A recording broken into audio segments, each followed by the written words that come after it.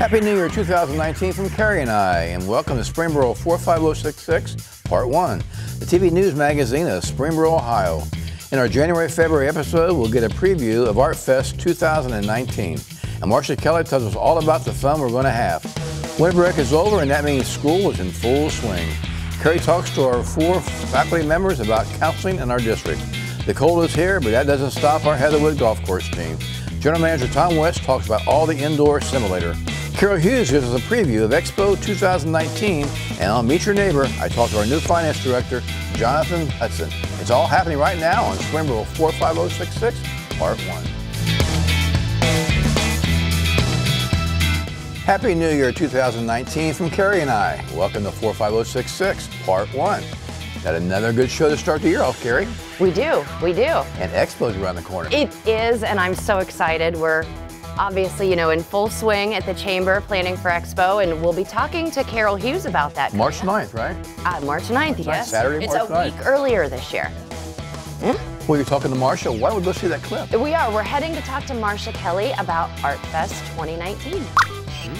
Thank you. We are at Eve's Inc. on Main Street. Now, of course, we wanted to be outside today in front of the Community Art Project because I'm here with Marcia Kelly talking about Artfest. But the weather outside is a little frightful. It's winter in Springboro, so what do we expect?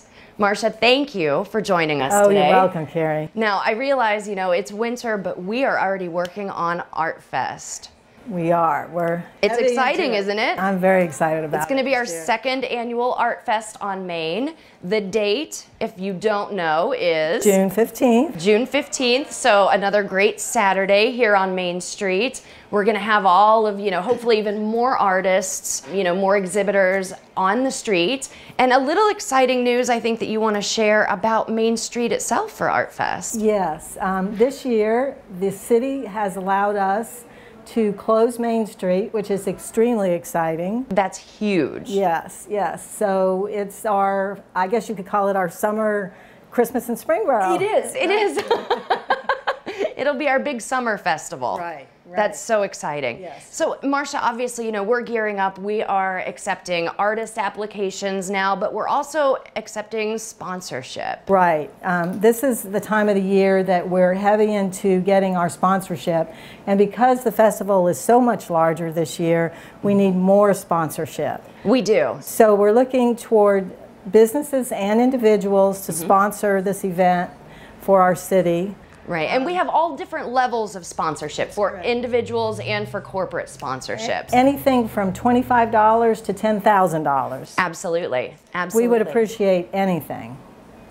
So if someone is interested in sponsorship, I know you are the sponsorship chair. How's the best way to contact you, Marcia? Either through our Facebook page or our website. Okay, which is artfestonmain.com. Right, and we also have the Facebook page. Perfect, perfect. So tell us a little bit about what we're going to see at Artfest this year. I know that the committee has been working really hard and we're growing it. It's going to be bigger and better if possible. So last year we had 48 artists, which was tremendous for the first year, and we are expecting at least double that this year. Absolutely. And from all different sorts of media last year. Carrie, you remember we had glass artists, wonderful glass artists, wonderful jewelry artists. We had different types of paintings. Sure. We had the kids tent, which was awesome. Awesome. We had some great young artists. We had musicians. I loved the street musicians. Right, we had street musicians. This year we'll have a stage. Yes. We'll have even more musicians. We're going to have live performances, which is going to be great. We're going to have some contributions from the new Playhouse South that'll be in Springboro. This will be wonderful, right? So excited about that. And then coupled with food. So we're going to have all of our wonderful restaurants on Main Street, plus we'll have some food trucks. So some culinary art as well. Yes, we will. Yeah. And then speaking of food, we're also going to have our dinner on Main, which is our farm to table dinner. There'll be more details coming on 45066 about that, so stay tuned.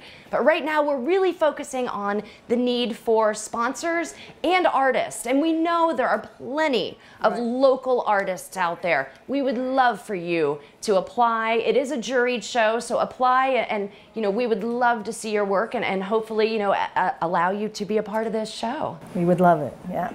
So Marcia, tell me the one thing you're excited most about for Artfest. Well, I think just the growth and the closing of the street. Oh, yeah. And I mean, we all know how Christmas in Springboro is. And I think that it's just going to be like an unbelievable day for our community.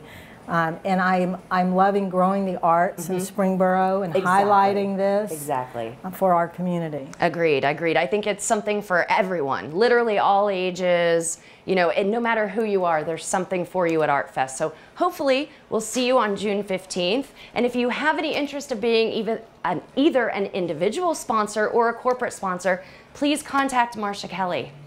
Thank you. Thank you. We'll see you at Artfest. Thanks, Marcia. We are all looking forward to Artfest 2019. Mayor, we love Springboro Schools here at 45066, and we've formed a really great relationship with them, covering kind of all that they do. And I had the opportunity to go to Springboro Intermediate and sit down with several of the school counselors from all the different buildings and talk about how their roles are changing with, how they assist our students throughout their daily school adventures. Yeah, we really enjoy the relationship we have in the community, and the schools are such a big part of it. And we won an award last year, the Springboro City Council won an award for our partnership with the schools on all the different things we do, stemming from traffic flow to the DARE program and other things. So, yeah, you won the Friend of Education Award, I believe. We did, and we were very proud of that. We got to present it at the Chamber of Commerce annual gala. Sure, that's a big deal. Anyway, that's going to be that's a neat chat that you had. Thank you. That really is. Thank you did you. a great job now, on that. We had to edit it down, of course, for time constraints for our show. But if you're interested in seeing the full interview, please check it out on channel 21 and search Springboro Schools Chat.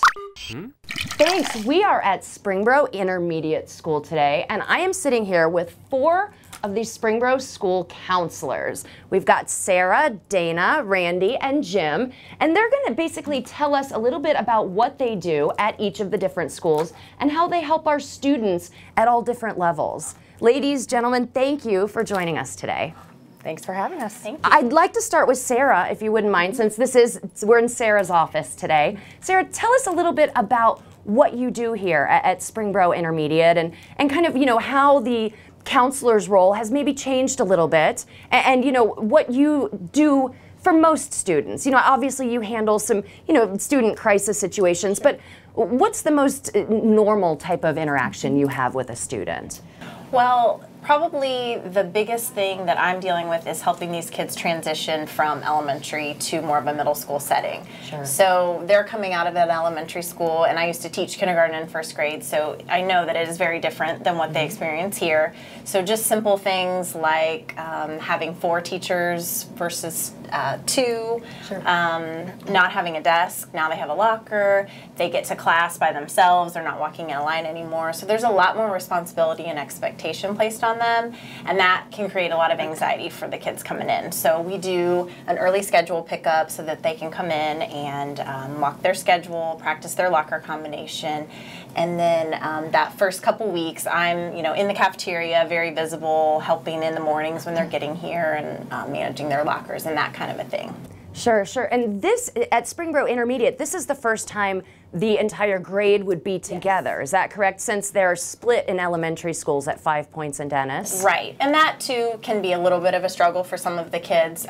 We have a really nice structure here where they're in teams. So we have 4 teams, and there's about 125 kids on a team. So that allows students to have 4 main core teachers, their language arts, science, social studies, and math. Okay. And then their locker is right there in that wing of the building. So they don't have to walk very far. That's nice. So that's another thing we have in place for them to feel more comfortable. And then as they're put together with students from another elementary, they may, not have some of their friends on their team, so they're not really seeing those kids a whole lot throughout the day. So yeah, that can be a little bit of a hurdle for some of our kids. Understandable.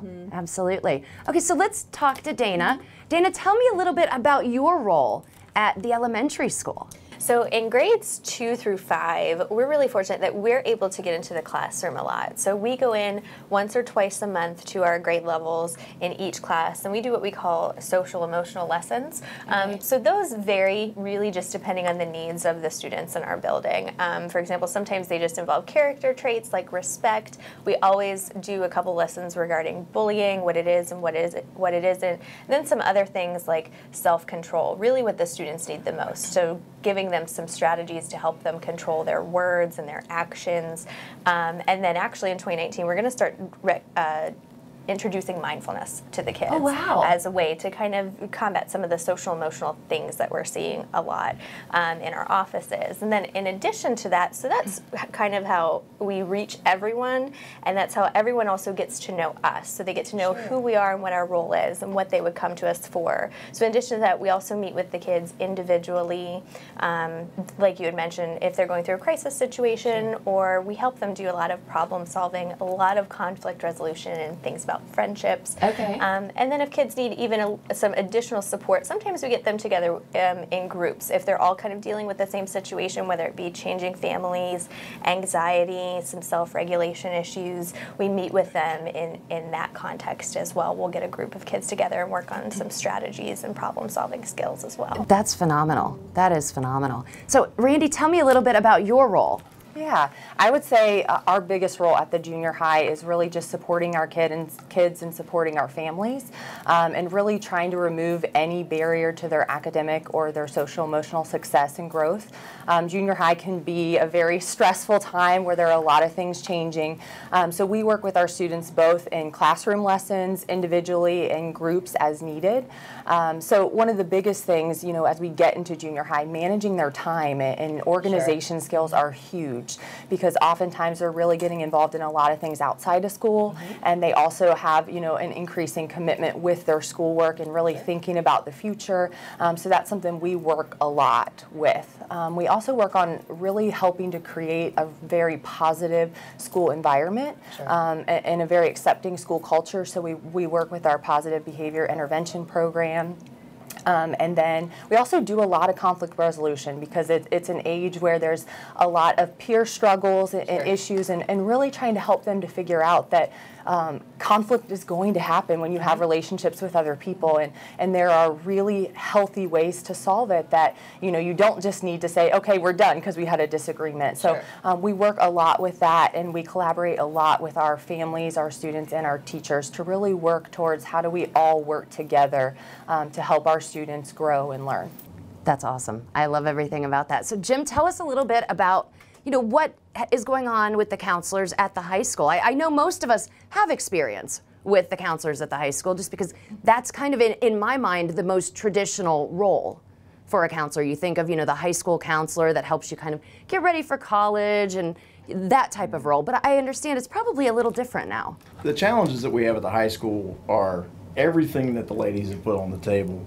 But in addition to that, what we're facing a lot of times is we're talking about young adults. Right. And so these kids are going to start asking a lot of questions. They're going to start playing roles that they've never had before. The adjustment from junior high with problem solving skills and relationships that they deal with there. Now they're starting to get a job. Their parents have expectations for their academics that are way, in the kids' minds, are often unachievable, but the adults all know that they can get this stuff done. Of course. And so our role is really difficult to sort of put your thumb on and say this is what we do all the time, but we do deal with every single one of those things. Special education falls in our plates a lot of times. There are some discipline and attendance issues that we become part of.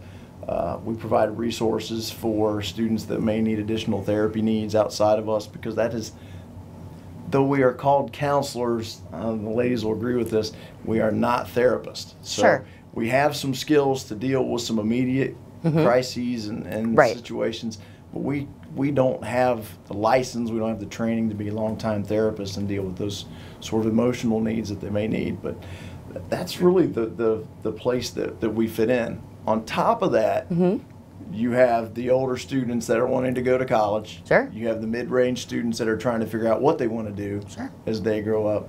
So that's really that's kind of a summary of how high school fits in. That's one of the reasons we have so many of us up there.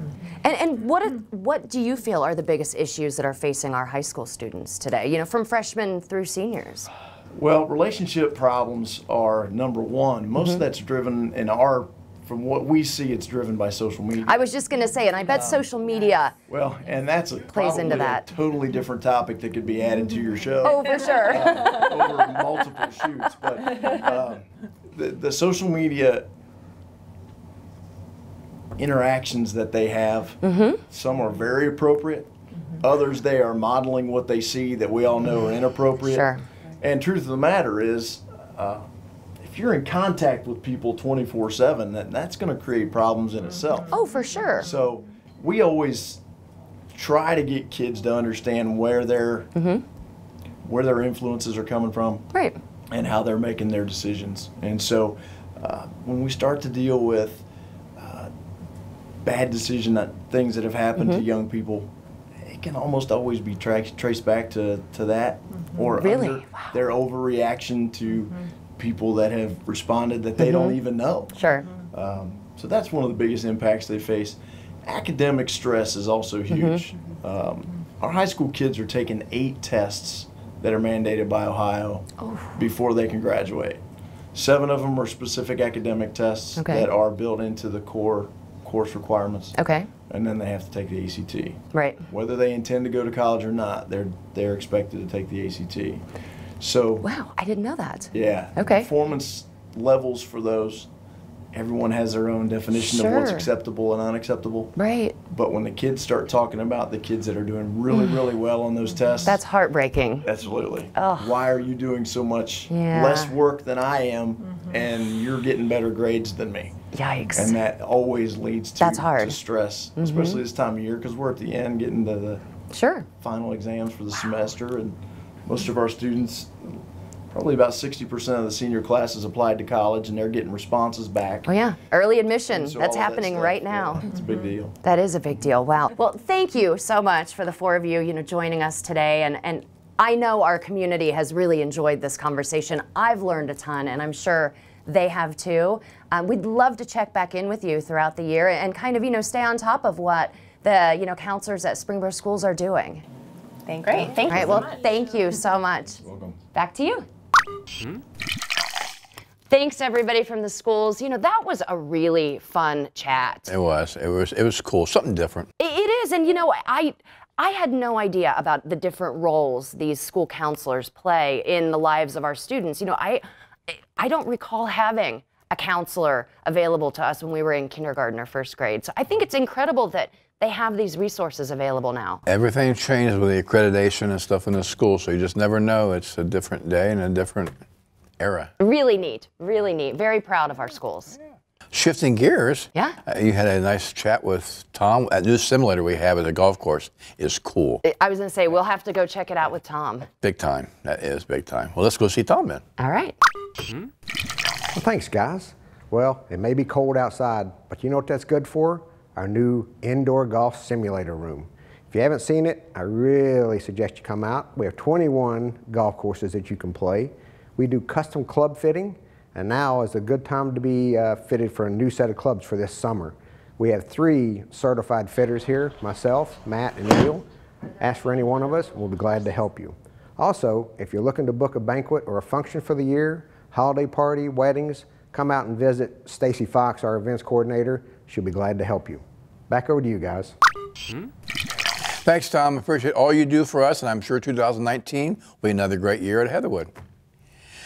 We talked earlier about Gala, with the chamber and all the different things. Now Expo's right around the corner. I know, Expo 2019 is approaching. And you and Carol, you're talking through all those different things. It's going to be a neat day again in Springboro. It is. It's going to be, the 200 exhibitors, 10,000 of our closest friends coming through Springboro High School. It's a free event, family friendly. I mean, Expo is one of the greatest days in Springboro. And it kicks off at 10 a.m. on March 9th, right? March 9th, 10 a.m. Yeah, I always get there and get to help out on the opening of the dress, and that's always nice, and so that's good. You always cut the ribbon for us. I love doing that, and you always come there and get us all up on the stage, you get us all ready to go. I try. And you do good, you do. Thank you. Shall we go chat with Carol? Let's go see Carol. All right. Well, it's January, and I'm at the Chamber of Commerce with our lovely Carol Hughes. We're both wearing Expo t-shirts, so I'm guessing it's Expo time. Yes, Expo's just around the corner, Saturday, March 9th at Springboro High School. It's so exciting. It's one of my favorite days of the year, one of the hardest working days of the year as well. But it's so exciting. Now, of course, we're talking about Expo, which is Warren County's largest business exposition. If you haven't been to Expo, Carol, kind of let our community know what they should expect. Well, we pretty much take over Springboro High School for the day on Saturday, March 9th.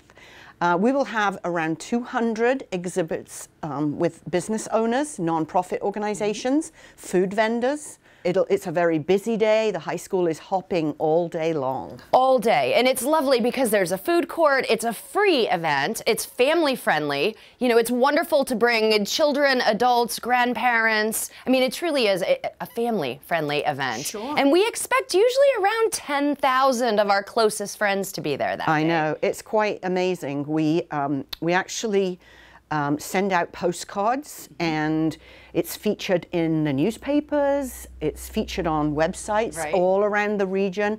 We get people coming from all over. I'd say at least half the people that come are here in Springboro. Sure. But the businesses that we have that are the exhibitors, some of them are in Springboro, some of them are not, and they come from all over too. Which is wonderful. Yeah. We love that. Now, on top of just meeting all of the great business professionals, you can win prizes. Yes. Last year, we had almost $20,000 worth of prizes. Wow. At a free event. Free event, and all of the booths, all of the exhibitors have a door prize. Yes. Minimum value $50. So you can win, you know, a lot of stuff at this event. And you never go home from Expo empty-handed. All of the exhibitors have fun kind of handouts and giveaways, and it's just a really fun vibe. Plus, it's the one day a year Springboro has a Chick-fil-A. This is true. Chick-fil-A's coming back, we have heard, so we're excited about that, and we'll have a variety of food for sale, some kids games. Yes, we have a whole kids area. And entertainment, Carrie. Oh, our entertainment is so good, isn't it? It is. I mean, we've got, you know, the 6th grade band always starts us off in the morning. And then I understand we've got kind of a myriad of performers this year, and maybe some aerial silks again from OSA. Right, and maybe some dancing. Yes. And lots of music. The high school jazz band, the junior high jazz band, they're all going to be playing, the percussion ensemble. Amazing. Super excited. It's going to be a great event. Wonderful. So March 9th, yes. Springboro High School. I'm sorry, I cut you off. What were you going to say? I was going to say, and we always have to remember to thank our presenting sponsor, Wade Insurance. Wade Insurance. Ed Wade is such a big supporter of ours. He started our chamber in 1975. Founder of our Chamber of Commerce. And he has been the main sponsor of our expo ever since its inaugural year, in 2000. Wow. We also welcome back this year again Custom Connections. They are going to be providing us with the grand prize, which is a large flat screen TV or a surveillance system for your home. So, super cool. Yes, so hopefully we'll have a local winner of that prize. And what else? I mean, goodness, I don't know that there's much else. It's a really fantastic day, free event, family friendly, and it's wonderful for anyone. Sure, sure. Come on down.